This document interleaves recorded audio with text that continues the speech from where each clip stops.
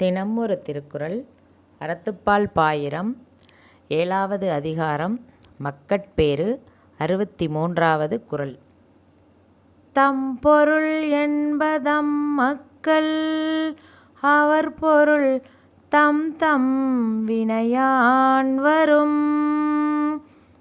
இந்த குறளின் விளக்கம். தம் பொருள் என்று போற்றுதற்கு உரியவர் தம் மக்களே ஆவர். மக்களாகிய அவர் தம் பொருட்கள் எல்லாம் அவரவர் வினை பயனால் வந்தடையும்.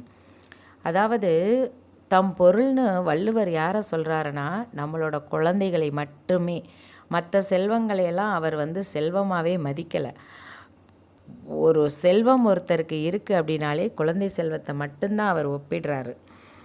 தம் மக்கள் நமக்கு ஒரு நல்ல குழந்தைகளாக அமைஞ்சு, ஒரு நல்ல உயர்வான பண்பான குழந்தைகள் நமக்கு அமைஞ்சிருச்சுன்னா, அதுவே அவர்